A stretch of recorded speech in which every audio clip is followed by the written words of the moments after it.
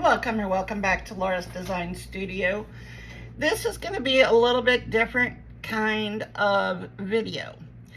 Yesterday, one of my paper crafting friends who also dabbles in resin asked if I had a video out that discussed the different types of resin and what each are used for.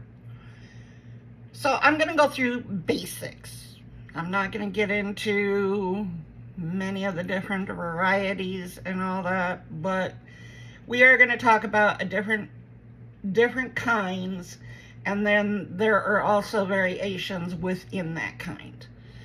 So first and foremost, we're going to start with deep pour. This is deep pour. Deep pour is normally, and I'm going to say normally because all these can be different.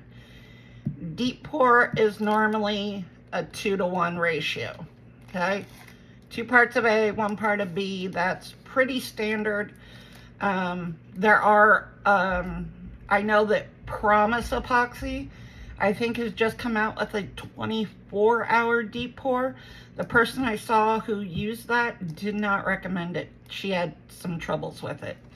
But deep pour is going to be used for your deep molds. So, and you would need to look at your regular epoxy and see what each of your individual epoxies recommend as far as what they consider a deep pour. Some are anything over 1 inch. Have we all pushed the limits to that? Of course we have. I have done the large skull, but you guys have seen my skulls, and I don't use deep pour because I have pushed the boundaries with Bond Crafter. Bond Crafter is typically the only resin I use, except for if Bond Crafter doesn't have that type of resin. So deep pour are going to be super deep molds, or if you're needing something that has a lot of intricate details, that you need the time for the resin to be able to degas, because you cannot get to those spots where bubbles may occur. That may be a reason you want to use deep pour. I very rarely use deep pour. Something like this mold would probably be considered a deep pour for most resins. I will pour that with regular Bond Crafter. Number one, because you have this big thing in the center that takes up a lot of room, and so your sides are a lot thinner. But if you have a large cavity, you probably don't want to use a regular resin for fear of flash curing. That's when the resin becomes too hot and cures too fast. So for an example, if I make up 16 ounces of resin for a project or a couple projects that I'm doing, number one, I'm not going to make up that resin until I have everything painted, whether it's painting with markers, painting your mold with mica powders or chrome powders or chameleon flakes, whatever the case is. I would not recommend making up your resin and letting it sit there. If you're going to do that and it's a deep container, say 16 ounces of resin, you're not going to want to let that sit in one pot. So my suggestion would be split it up into smaller pots. That way you don't take the chance on it flash curing on you. Now, if you're using a deep pour, yeah, you got days. It's never going to cure before you get everything done, guaranteed. Typically deep pours take about 3 to 4 days. Of course, all these times will vary depending on the temperature of where you're doing it and the humidity. So even for me in Texas, If I just leave deep pour sitting without a heat mat or anything, it's going to take 3 to 4 days before you can demold it. So make sure you have the room to have a piece just sitting there for days at a time, letting it cure.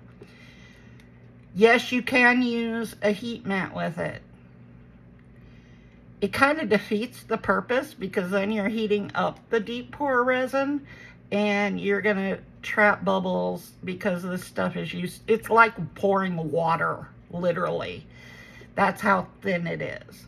That's when it takes so long to cure. It's also the reason that you use it on a deep mold, because normally, like I said, if I mix up this container right here that is 16 ounces and I mix that up totally, I'm not going to want that sitting off to the side waiting to pour it, because it's going to heat up very fast, because you're putting that resin in that deep of a cup, and you're going to get a flash cure if you just leave it sit there.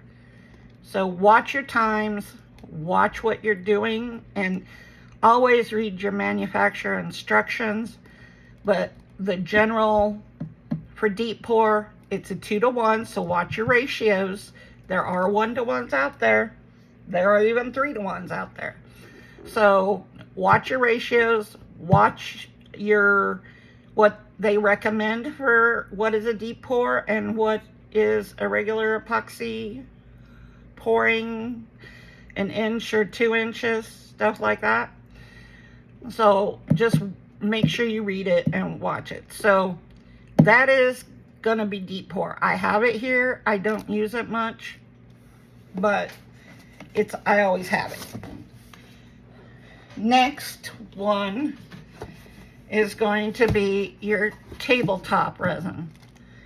Tabletop is generally a 1 to 1, so same as your regular resin. The difference on tabletop in general is this is a much thicker resin, and it's made exactly for what it says, tabletops. So the one thing that normally is true about tabletop is it is food safe. Craftor, I know their tabletop is definitely food safe. So if you're pouring like a bowl that you want to use in your kitchen, if you're pouring something, you should probably pour in tabletop if it's going to be used with or around food. So any of your charcuterie boards, cutting boards, even spoon rests, which may be on top of your stove or close by the stove, you want to make sure that you use something that is food safe. I would not use this. I wouldn't even use tabletop on something that is going to be around heat, because it will soften and it will melt. It's one of the things that people here in Texas who do resin, you don't leave your pieces in a hot car. Our temperatures are way too high and it's gonna melt. It just will. So tabletop, you're going to use in a food safe situation, but you still don't want it to be under extreme heat. So if you just want to make a charcuterie board and you want resin and not some other material, use your tabletop, and make sure people understand whether or not your resin is food safe.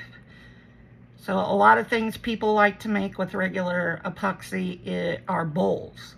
If you're selling bowls at, say, a craft show or at a market, or if you have a booth at a shop, you need to make them understand that if it was poured with normal resin, it is not going to be food safe, which means they have to put down plastic wrap or wax paper, freezer paper, parchment paper, something to put a barrier between whatever they're putting in it, say bread, fruit, whatever, and the resin.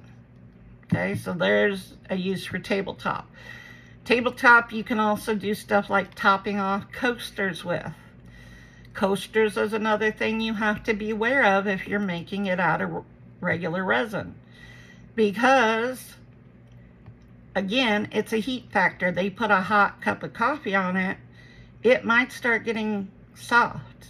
It may even melt, depending on how hot that pot is. So I don't suggest you making like trivets and stuff like that out of any type of resin, but definitely if it's going to be used in a kitchen, even as decorative and maybe have bread put in it or whatever, make sure you're using a food safe. Otherwise, you definitely need to tell your customers that that piece is not food safe. And also you should warn them about the fact that you don't want regular resin around heat of any kind. So there's your tabletop. As far as coasters, if you want to do a top coat, tabletop's good to use because it is a thicker resin. It's not as likely to run over the sides and mess up your piece. So, tabletop. General statements. Next, we're going to go to regular epoxy. Part A, Part B. So it's a 1-to-1 normally. Check. There are others out there that are not. Normally, it's a 1-to-1. And again, it's generally not food safe. Generally, check your resin and your manufacturer to be sure. Generally, your standard epoxy is not food safe. So again, if you're making stuff for a craft show, market, one of your booths or whatever, you're going to need to make sure customers understand that. And again, not for heat situations. Okay? And we make all kinds of things out of this. We make trays and jars and what else? Trays, jars, characters, anything like that. Again, make sure that you're informing your customers, and it's even best to like hand them a card saying this product is not blah blah blah, or this product is blah blah blah. Okay, now then after your epoxy, you come to UV resin. UV resin is just like it states. It cures with an ultraviolet light, which means a nail lamp. There are ones just for resin out there. And this, you cannot pour this. You don't want to do a large project in UV. Number one, you would have to pour it in a million different layers. A million. So this is best used for like jewelry. Now, if you go on, one of the people I know that does a lot more with UV as far as molds and stuff is going to be Resin Rockers. They have their own UV, but more importantly, they have molds that are specifically designed for UV resin. Okay, I have a few of them. There is some character molds, like a small frog, a small snail, a small skull, a baby axolotl. They may have some turtles. But make sure if you're going to use UV in it, go under their caption that is UV approved molds. And they do have a lot of molds for UV that will give you characters. Of course, they're going to be smaller. They're not going to be the big molds like for the big frogs or anything like that. Number one, it would cost you a fortune in UV resin to pour anything that's of size. And you would have to do it in teeny tiny layers. So in my opinion, UV, make sure your mold, number one, translucent. So all those pink molds like this one, not for UV. Could you do it in UV? Yes, but you're going to have to put very small layers, cure, pour another very small layer, cure, and then it could still be sticky or tacky when you pull it out of the mold, and you're going to need to turn it over and cure that piece out of the mold, because this, on this side, it's not, UV is not getting through this paint. I have molds that are purple, same thing, you're not going to get it through. You know, so you just have to be aware of what you're using. For UV, you want a translucent mold. In here, this is a typical UV mold. So it's completely see-through. And even this, if I was doing UV, there are double-sided lights out there. Let's Resin has one of them. And if it's double-sided, you're curing from the top and the bottom at the same time. Resin Rockers has Magic Cure, which I understand is an amazing UV resin lamp. It's also a very expensive lamp. Because I don't use UV a lot, I cannot justify the cost of that, because it's like $170, right around there, for that lamp, where you can get a simple nail lamp, or Let's Resin just put out there, and I have it right here. Let's Resin put out this one. It's a wireless UV, so it's got a charger. I do like this lamp. I purchased this one when my J-Diction one started giving me issues with buttons and stuff. And so I did buy this one. This one's like 30, it's under 40. It's like either $35, $37, somewhere in there. And in the world of lamps, that's probably a more expensive one, but it is rechargeable, so you can take it with you to shows and stuff like that, and do, you know, small projects there. So there is that. They also are one of the ones that have the double-sided lamp, which cures from both top and bottom at the same time. So that is my opinion on what UV resin is used for. Now, the one resin I don't have with me, I haven't bought any recently, and I do need to buy some, is polyurethane. Polyurethane is a little bit of a beast, because you have no time to mix anything with polyurethane. You get a 30-second work time. That's it. At least Let's Resins, because that's the one I do have experience with, is the Let's Resin polyurethane. So if you're going to color it, the other thing with polyurethane is it's very hard to color. Some colorants work, some colorants don't work. Alcohol inks don't work real well for polyurethane. It's mica powders. There are a couple channels, Daniel Cooper, Steve McDonald, and I think Michelle at Glitz and Glitter have put out what to color polyurethane with, what works best and what doesn't.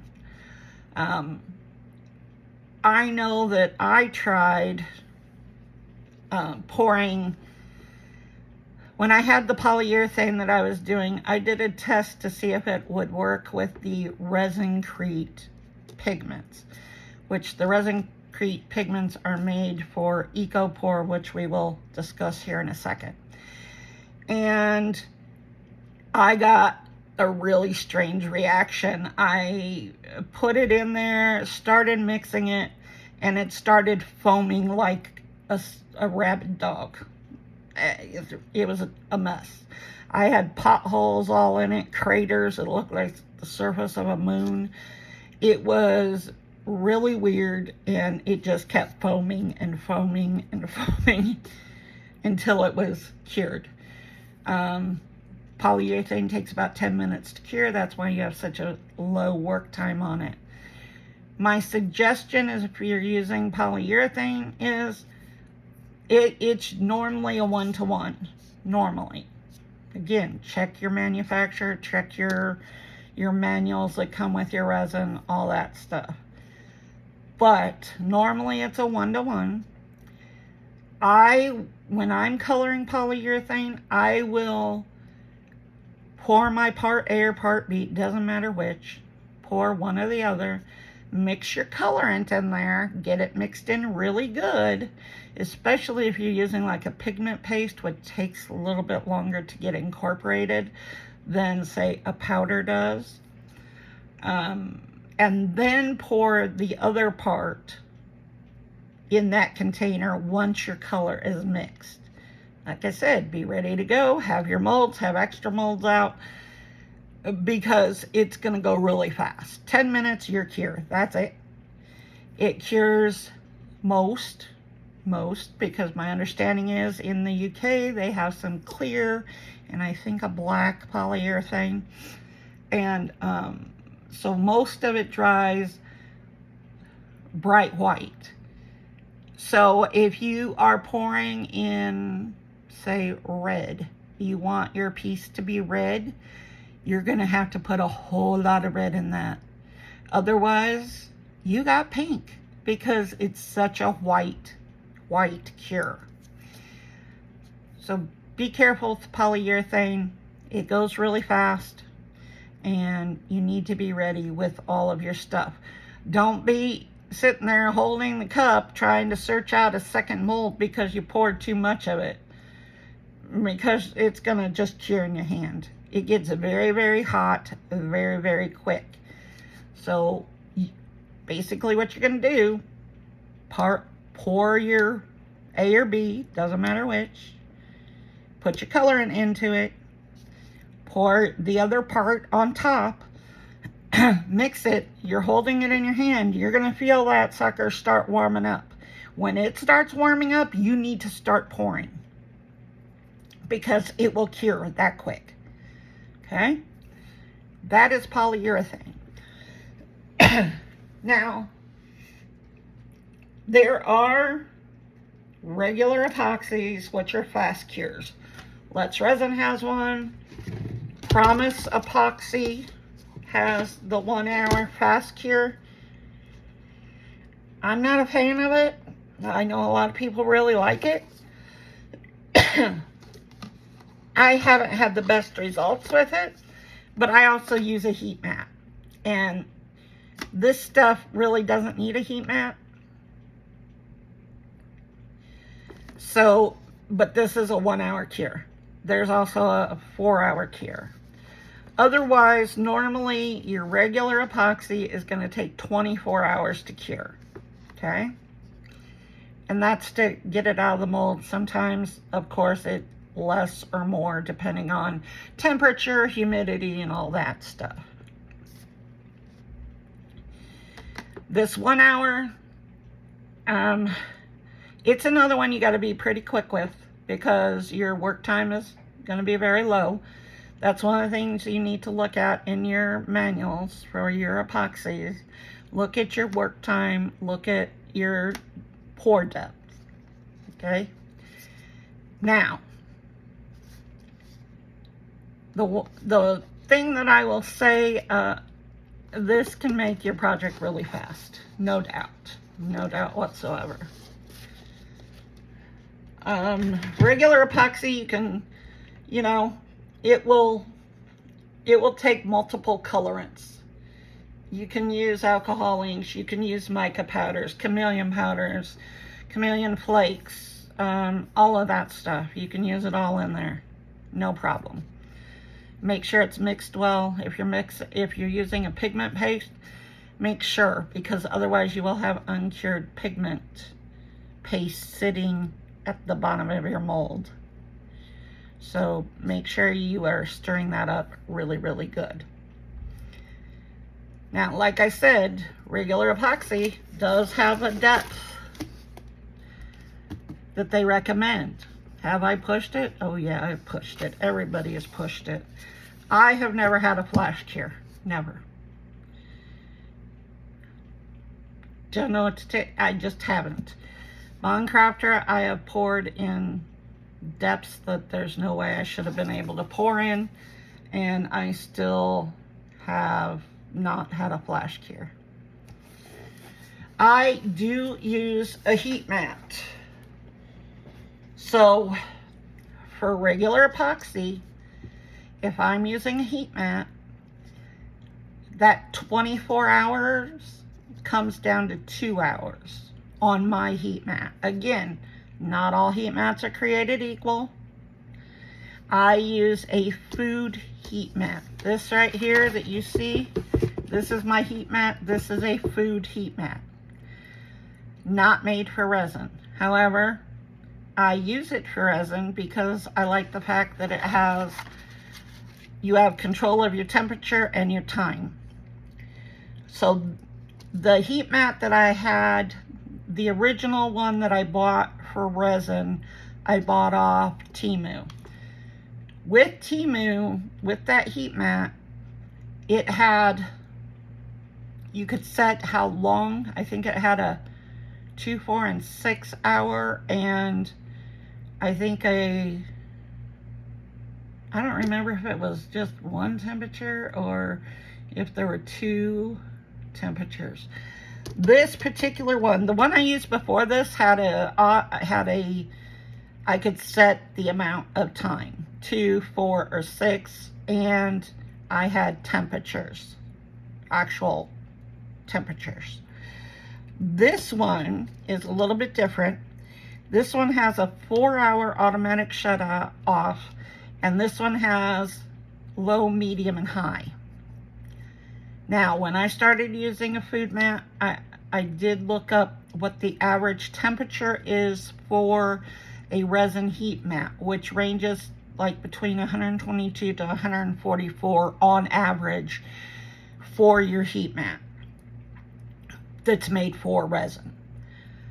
The one before, where I had actual temperatures, degrees, I would run it on about 176 was, I think, the most I topped out at.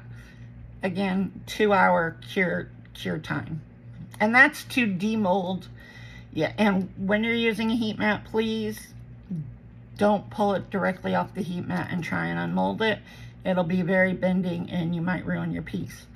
So this one, generally I leave it on 2 hours. I use it on high, which is right in that 176 to 200 range. And I turn it off after the 2 hours, because this has the 4-hour shut off. Turn it off after 2 hours, and then I let my piece cool down, minimum of 30 minutes, closer to an hour if you can.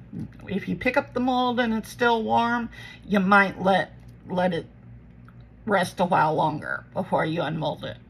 Especially in any mold that has like thin pieces. Like if you're doing a character and you have the frog toes, those are going to be hard to get out if you pull it directly off the heat mat. I like to let mine cool off, bring that temperature down, and then demold it. You're going to have less breakage on your appendages. Now, the next one we need to talk about is the casting powder. I have a new shipment of this coming in on Monday. This is Bond Crafter, because you guys know I use all Bond Crafter products unless, you know, they don't have a particular type of resin that I'm looking for.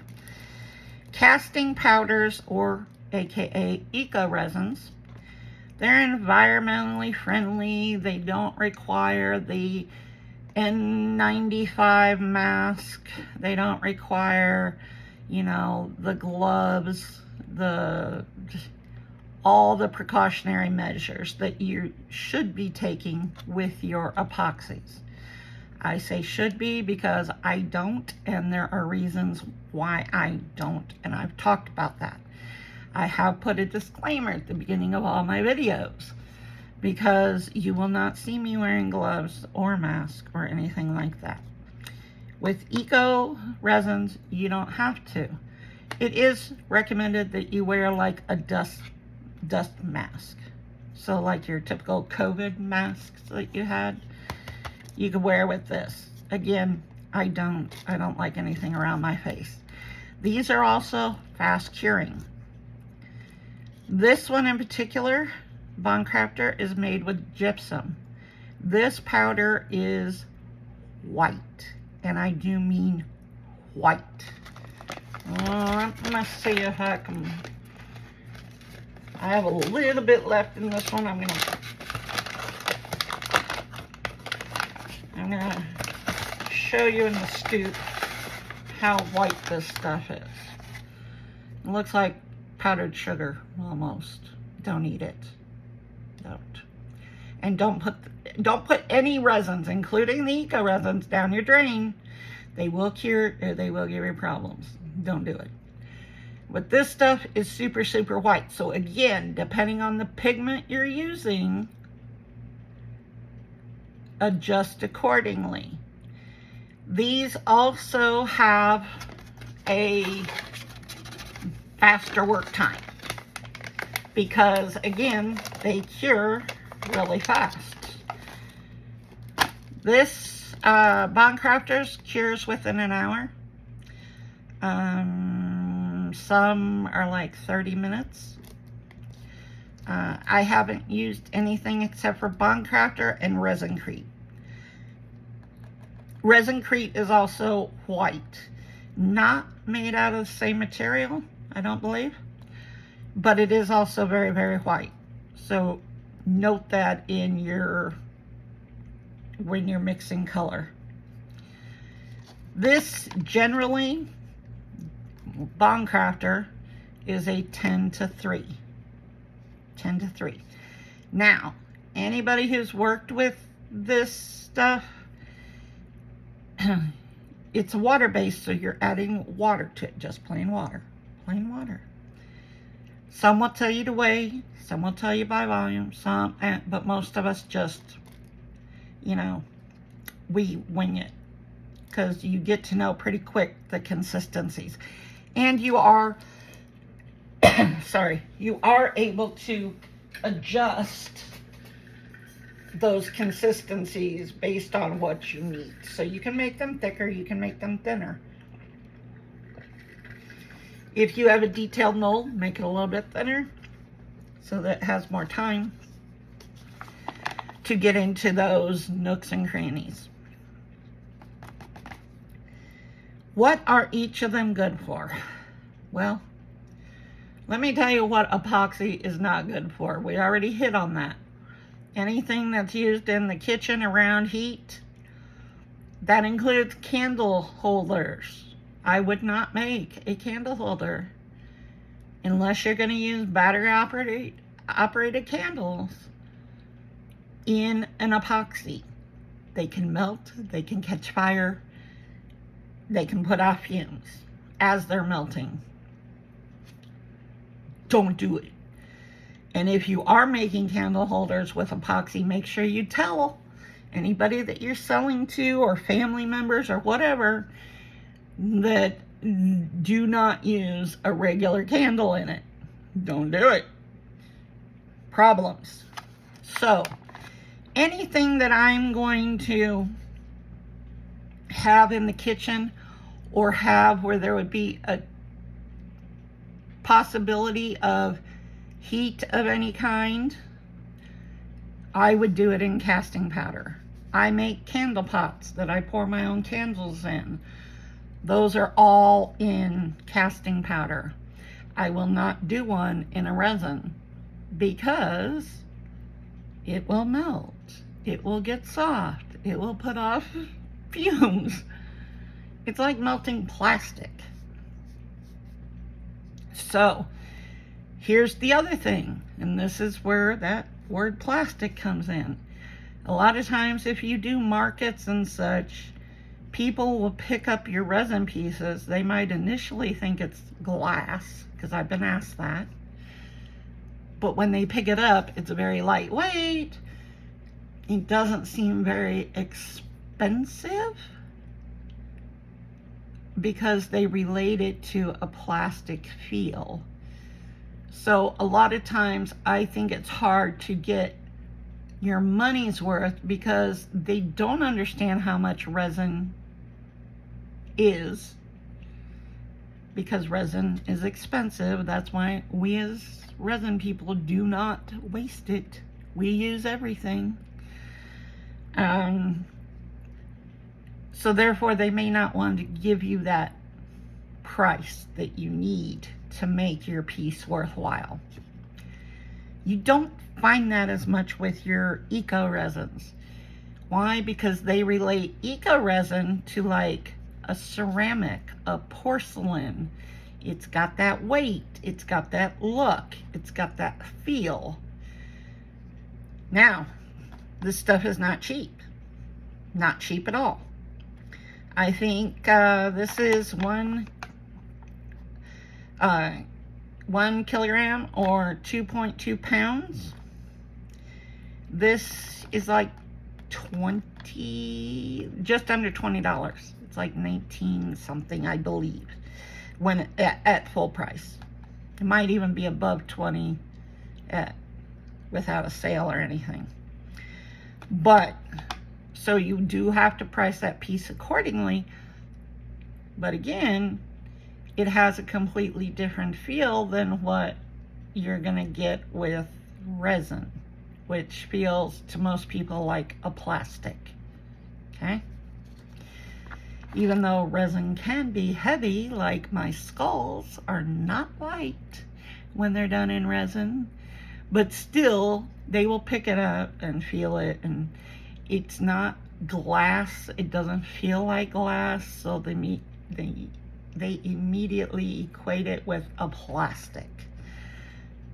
Again, just telling you what I found out there in Customerville.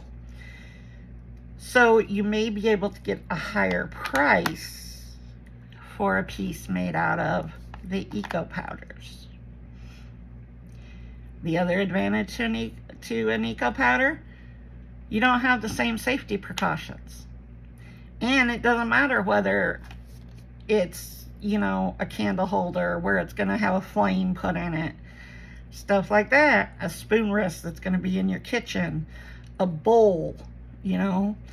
When the other thing you need to be aware of is it is like ceramic. So it's going to break. And transportation, especially if you're doing craft shows, number one, your pieces are going to be a whole lot heavier. Okay? Number two, you're going to have to wrap them really well.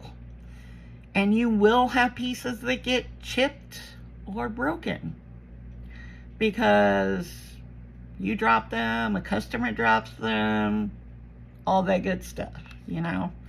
Kids pick it up, they put it down hard and it chips. Now, you need to seal your products with this. So again, it's more like a ceramic. And what I use, what I've been using, there's a few different things you can use. You can use dragonfly glaze, which is it's a paint. I think it's by Folk Art. I just threw mine away because it was empty. So it is a paint, but it's also a varnish and a sealer. The stuff that I would recommend getting, which will make this more, you know, a food safe. I'm trying to find over here what I'm currently using. The thing that will make it food safe is the sealer that you use on it. Make sure you seal your pieces. Make sure. Because when you color this stuff, now, you can color it with mica. You can try alcohol ink. I don't find that alcohol ink has worked. But the best thing to color a casting powder or an eco is a water-based pigment. Now these blue, green, and yellow come with your Bond Crafter. You cannot buy these separately from Bond Crafter as of yet, because they don't have anything out like that. The thing that I find colors the Eco Pores, if you don't have like this is a resin crete pigment, which is J. Dixon's version to this casting powder. And these are all water-based. It says resin crete J. Dixon. And these work really well in any of your eco resins. I can't find, I have the sponge in my hand, but I don't know where I put my container, but it's a wax. The one I'm using currently is the Buon Nicole polish wax varnish. It's a wax, and you just wipe it on. You can put a couple coats of it. Also, anything that says stone and concrete sealer, that's really good. There is one out there. I want to say it's got like oranges on the front of it. I don't know who makes it. And I think it specifically says stone and concrete on it. And I'm told that smells really, really nice. So there's an upside. The other thing that we found that you can do with casting powder that you can't do with anything else is you can, and Marva just did this, she put essential oil in her casting powder when she was mixing it, and when it comes out of the mold, it smells like that, and it retains its smell for quite some time. She has one sitting by her that she's going to keep track of how long it smells, but then you could put more essential oil on top and get that smell back. So there's another thing that you could do with the eco resins. I really like the Bond Crafter one because it is super white. They're generally bubble free. I treat casting powder like you would a ceramic, or equate it to baking a cake, where you're gonna pound your cake pan on top of your counter, drop it a couple times to get the bubbles to come out. Same thing with this. You're getting the bubbles out. That's your best way to get it out. So this one, ultra white, bubble free, fast curing, smooth and fine. This stuff is, when it comes out of your mold, it feels like satin sheets. It's that smooth, silky, beautiful. It really is. I'll show you. I'm just grabbing one of my pots here. This one is not sealed yet, but it is super smooth. Now this one, I can tell by the color, this wasn't done with Bond Crafter. This one I think was done with, it was the casting powder that I bought right before Bond Crafter came out with theirs, which was called, they have two. They have a perfect plaster and a perfect cast. They are kind of like an oatmeal color, which I believe mixed mold is also a very similar oatmeal-y color. So they're a little bit harder to color. As a matter of fact, when I used the perfect plaster, that was the first one I bought, was their perfect plaster. I ended up going and buying a concrete pigment to color it because I just couldn't get color to hold in it. So, but this, and when it first comes out of the mold, this is done with like the resin crete stuff. But when it first comes out of the mold, this is going to be wet. You're going to need to let it dry out. So you can put it on a heat mat and let it suck all that moisture out. And you'll know because your pigment will rub off. Okay? It's not cured yet. These have been sitting over on the side over here for quite some time. I'm not getting any pigment off of it anymore. So it's dry and it feels dry. You can tell the difference. So if you're going to seal a piece, say for a video or something, seal everything but the bottom. You got to let that moisture escape somehow. So, you know, you can go and seal the inside, seal that, so, but leave your bottom open until it's fully cured. And I believe this one is demold in an hour, fully cured. It's not on the bag. Fully cured, I think it's 24 hours. Fully cured in 24, so meaning you could seal it after that. But that is the general what I would and would not use each resin for.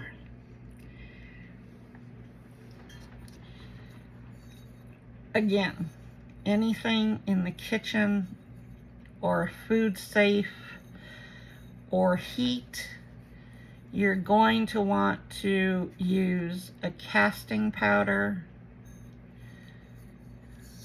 I would not do anything that would involve heat with anything other than a casting powder.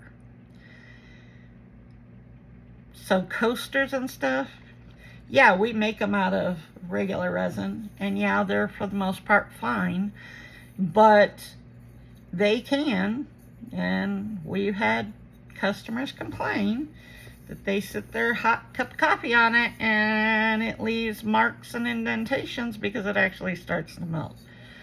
So I will say that for me, from here on out, I will be using a casting powder for candle pots, candle holders, anything that is in contact with heat, and for the most part, food.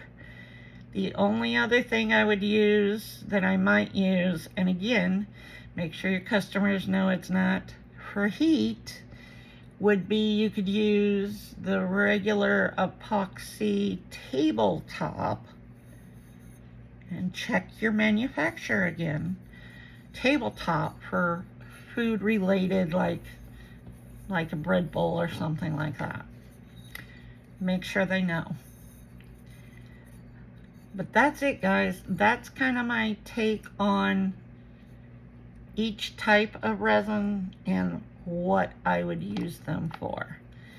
Your fastest, if you need a project, you need a gift right now, you're either going to want casting powder, polyurethane, or UV resin.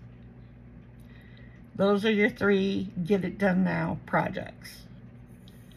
And again, look at your times. You know, this one takes an hour before you want to demold it.